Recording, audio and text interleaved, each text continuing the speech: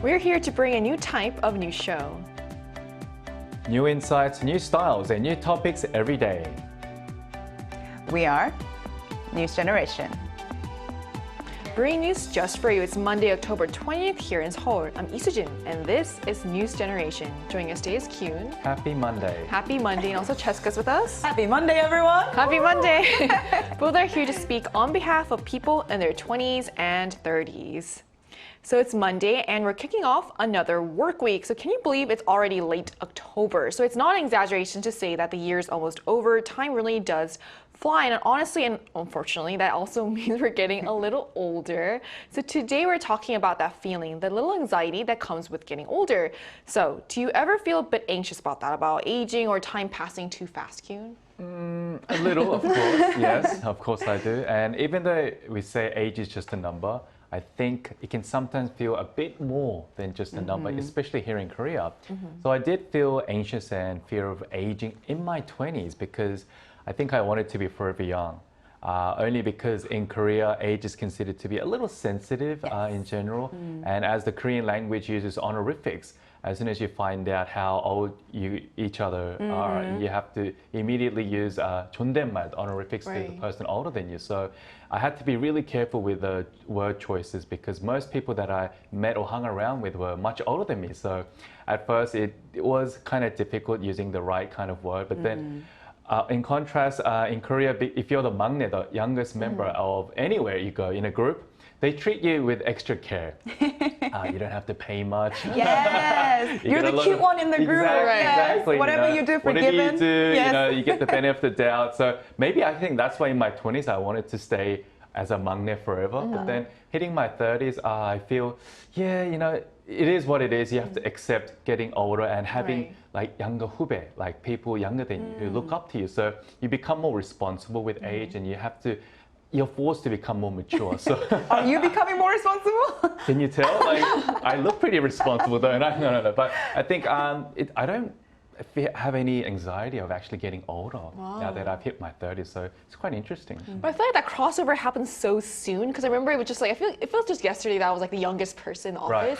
And now like just last week, we've got new hires and they're all so young. They're in well into the 2000s. You're still young. Thank you for saying that. Does that make you feel like older? It does. And I feel like I can't mess up anymore. And I feel like, that's the hard part. So I totally get that. In my early 20s especially, I didn't really think much about getting older. It felt so far away, but now more and more the thought of not wanting to age has started to kind of creep in a bit. But then again, as time goes on, you kind of realize you can't control it and you just have to learn to go with the flow. So how about you, Cheska? Do you feel that kind of anxiety about aging? So I love the saying, the older you get, the wiser you become.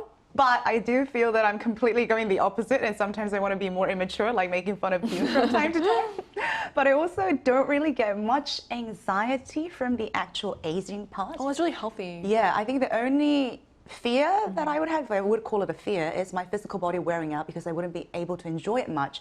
But having said that, when I'm with a lot of my Korean girlfriends, there's a topic that always comes up, and it is aging. So we would joke, but also very sincerely talk about putting in silver care funds so that now we can, maybe buy a community house together. And there are a lot of Korean girls who are thinking of not getting married or having a child. So I think this is a topic that comes up quite often. And also, I know a lot of young people are really into running, exercising to keep their body healthy.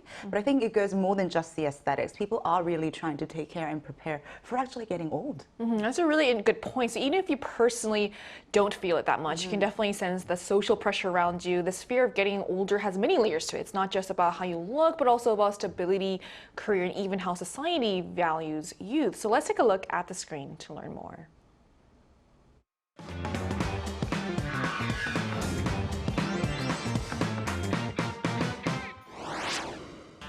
When we think about the fear of getting older, we usually imagine people in their 40s or 50s.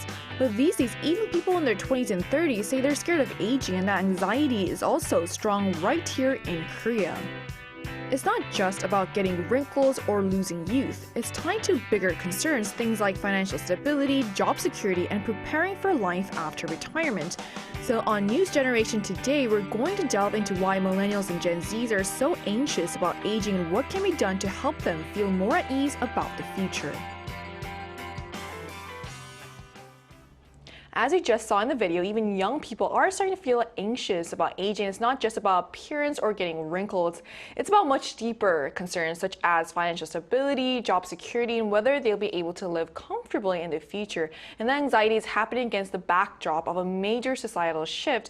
Korea has now officially become what's called a super age society. So aging isn't just an individual concern anymore. It's becoming a shared societal issue that affects how we think about work, family, and even our own sense of time. So what does this data actually tell us? How fast is Korea aging, Kyun? Very fast, super fast, actually. Actually, super fast. Super fast, yeah. So according to a survey released by Statistics Korea last month, the number of elderly people aged 65 and over in South Korea surpassed 10 million for the first time in history.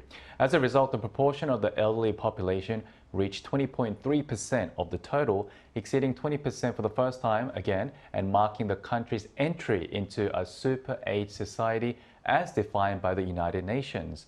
So if this trend continues, and by the end of year 2072, 47.7%, so almost half of all South Koreans will be in the age bracket of 65 and over. And now I personally see more elderly people around me everywhere I go, not just in Seoul, but like outside Seoul as well.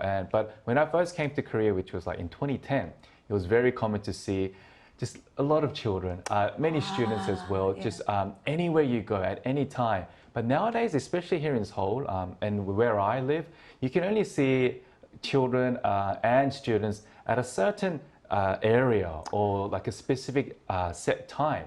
So it's very different to what I saw 15 years ago. And many schools in rural areas are closing down due to the declining birth rates, meaning less students, and the population is very centralized in the greater Seoul area. So I think you know, even in Seoul, we do have obviously a lot of children population, but you only see them in specific areas where they're like different, like new 신도시, we call it, like new towns, new areas where the young couples live, because of the infrastructure that surrounds them. So, especially where I live, I don't see many kids running around in playgrounds. Playgrounds are pretty much empty, and you see more like older people, I guess, just meeting their friends in those areas. So it is quite concerning, and it's become the truth, the reality here in Korea. It is, and I think the numbers that you point out also show that, because over 10 million people aged 65 and older is crazy, and it really shows just how quickly Korea's population structure is changing. To think 1 in 5 Koreans is now considered basically a senior citizen. That's not just statistics, it's a complete social shift that affects everything from the economy to everyday life. So Cheska, when did Korea first become an aging society, and how quickly did it move into this super age stage? So we kind of entered into the age society in 2017, so that's about 8 years ago. And then, as Kyun mentioned, we have moved already into a, quote, super age society. And just to reiterate the facts really quickly, in less than 20 years, more than half of the population, or almost half of the population, will be over the age of 65. And I think the most significant part is we're not just talking about age brackets, about which age group has more population or less. As you mentioned, Sujin, I think it affects everything from the workforce to the healthcare to what kind of jobs we will be actually able to have in the future. And I also know that the silver care industry, for this particular reason, is quite on the rise. There are a lot of exhibitions that are happening, and there's a lot of investment also going into this particular private industry. And also, in one way, I do believe that because the age demographic is now going to shift dramatically, we really have to think about what are we going to do with that population? Maybe create a new work opportunities, because there will be so many who will be out of jobs, normal jobs. So I think that's an opportunity for new work industry as well. Yeah. Right. I feel like you said before, like with the silver care industry, there used to be some kind of like stigma around it, but there's so many luxury, those centers around. Right, absolutely. And just to give a quick example, my grandmother, after my grandfather passed away, also entered into a silver care system.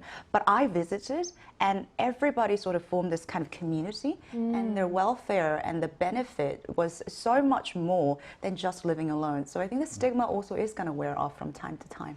Right, so that's incredible to move from an aging to also, like you mentioned, a super age society in just 8 years. That sounds like one of the fastest transitions in the world, and that trend continues with half the population being seniors by 2072. It's no wonder people are starting to feel uneasy about what the future will look like. So How is this rapid aging affecting younger generations emotionally? Are millennials and Gen Zs really feeling more anxious about getting older, Kyun? So first, let's take a look at the screen for more details. According to a recent survey by Hanyang University Institute for Aging Society, Koreans show a relatively high level of anxiety about aging, with the MZ generation exhibiting the highest level. So on a scale of 5, people in their 20s and 30s scored the highest, saying they feel anxious about getting older. And the main factors contributing to this anxiety include deteriorating health, financial burden, social isolation, and negative stigma of the elderly. It is quite ironic as the MZ generation have more years to live than they actually have lived so far. But due to the aging population here in Korea and the kind of bleak projections of the future the country is actually heading towards and what we see on the media as well, it does make sense to have a sense of unease about what is ahead of them. And this obviously includes us as well. Right, exactly. Since we're representing people in their 20s and 30s. But I do have a different, I guess, view of getting older. Like, I don't fear it as much. I just accept it and try to cherish every moment I have, because seeing my parents and my grandparents age, it is quite sad to see them getting all wrinkly. But then with age comes a lot of wisdom and experience, which is something you cannot substitute for age, and of course money. So I have a brighter future. I have a brighter, I guess, attitude towards getting older. So, I mean, guys, look, there are 2 sides to every page. So look on the bright side. Let's try. Well, that's, That's a really good point. Do you actually feel like you've been getting wiser as you've gotten older? As you can see, can you tell? it's very hard to tell. But I think it really comes down to what kind of experience you have in life. Because at a young age, you don't have much experience. You just have a lot of energy, vitality, which is great. That's what young people should have. But as you age, you lose that energy and you feel it with your body, especially like on a personal level. But then with the age and the deteriorating health, you get wisdom and the experience. And because of that, it helps you make better decisions and choose the right path and know what exactly makes you happy. So I think everything balances out in the end. I guess that's also why it's important to try a lot of stuff when you're younger as well. So you think also like older people, as we said, would be more anxious about aging, but it's not actually the younger people who feel it the most. It really shows how deeply this issue has reached across all age groups. So even as people in their 20s and 30s are feeling the weight of aging. And when we talk about aging anxiety, what exactly are young people most afraid of, Jessica? I think it can be 2 big factors. The first, I think, is the more physical aspect. So I'm not just talking about the body, but also the financial. Just to elaborate a little bit on what Ki-hoon mentioned, because the economy is downwards and your financial stability is unsure, that puts a lot of anxiety and pressure on the young people to pose questions like, will I actually be able to have enough savings or financial security to support myself when I physically can't move and go out to make money? I think that is a big concern, because once your health, as Q mentioned, deteriorates, you do need finances to support yourself. But the second one, which I think is a lot larger and a more cultural thing, is the stigma around getting old, which was also mentioned in the statistics. I think people fear being isolated and fear being alone and also having to retire early. So that kind of ties into the job security as well. And there was a study that was done that showed the difference in marital status and gender. And women actually exhibited slightly higher anxiety level than men. And people who were single also felt a little bit more anxious than who were married. And I think the reasons didn't go deeper, but I think some of the reasons that we discuss here do provide some explanations why some groups might be more affected to aging anxiety than the other. I think all the points you made are really telling. It's not just about looking older, it's about feeling left out or disconnected as you age. And if you think about it, the anxiety about aging might come from seeing how tough things already are for some of the older people in Korea. And that social isolation that a lot of older people feel might also be linked to, as you mentioned, economic realities, like how people struggle to stay financially stable as they get older. And speaking of that, so what's the situation like for older people in Korea right now, especially in terms of finances, Q? So South Korea's elderly poverty rate is close to 40%, the highest among OECD countries. In fact, 4 out of 10 elderly people are still working to make ends meet. And according to one survey, 74% of office workers said they are not adequately preparing for retirement, mainly due to low current income and heavy expenses such as children's education and home loan payments, highlighting the high cost of living and education here in Korea. And lastly, for pensions, 9 out of 10 members of the MZ generation are anxious about the possible depletion of the national pension fund. It's a long list of things that young people are kind of stressed about these days. And that's also why it's easy to see why young people are so anxious. Seeing older adults struggle financially makes the future feel uncertain and scary. And when you add concerns like low income, debt, and worries about the pension system, you can see why preparing for old age feels so overwhelming for young people today. This isn't just abstract numbers anymore. These stats directly impact how younger generations view their own aging and life plans. But beyond the numbers, how much does society's attitude toward aging influence this anxiety, Jessica? I think a lot. And as we mentioned before, I think this is why it's so important to not only cultivate, but actually curate the social perception in our society.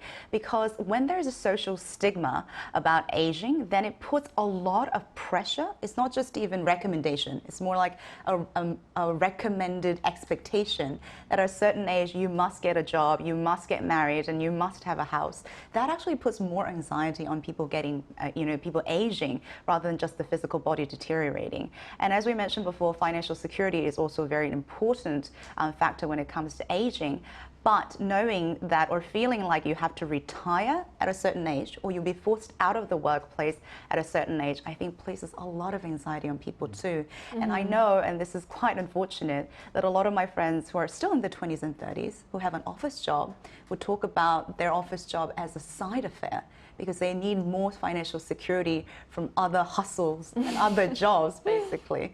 And this is why for young people, I think it would be so much more encouraging and motivating to see people who are over the age of 50, who still work, who are still loving their job. And that's actually very invigorating and exciting for people like us too. It gives a lot of hope too. Absolutely, yeah. So far, we found that aging anxiety is affecting even younger Koreans, the millennials and Gen Zs more than ever. So this isn't just about looks or health, but also includes financial stability, societal pressure, and the rapid pace of Korea's aging population, all contributing to the stress and uncertainty they feel about the future.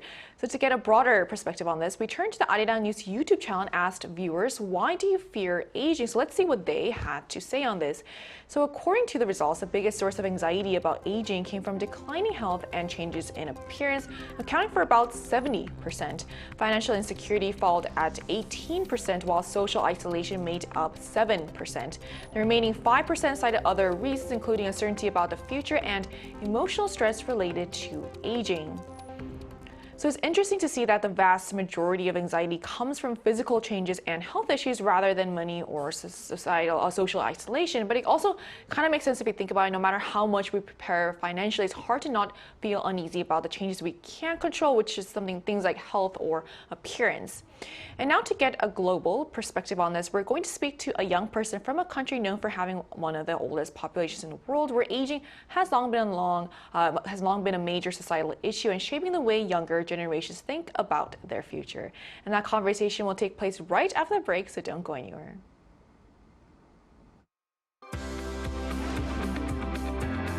NewsGen wants to hear from you. Go to YouTube and search out channel Arirang News.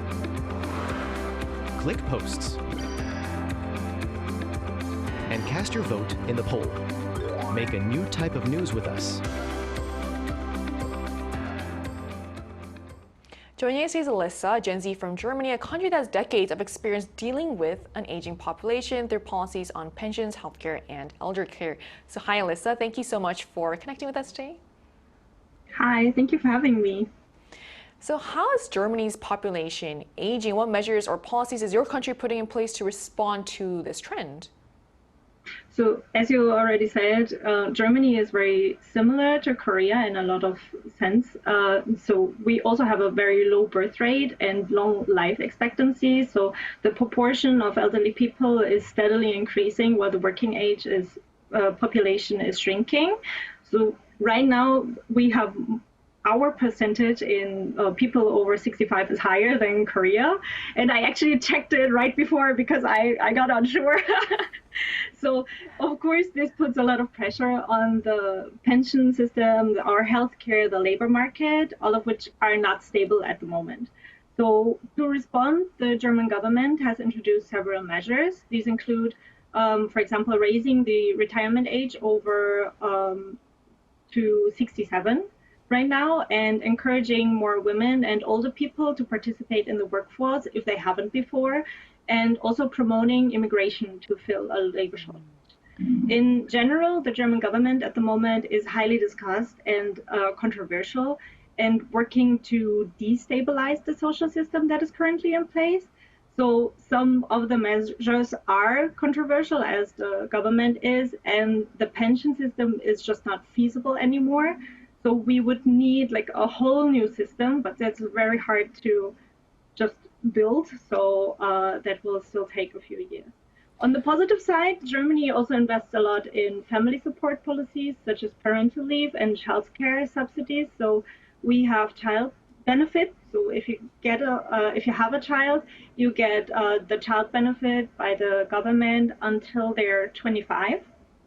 And there's also new parent benefit every time you have a baby to take care of it. As part of the parental leave, you get also money from the state. So they try to make it easier for people to have children.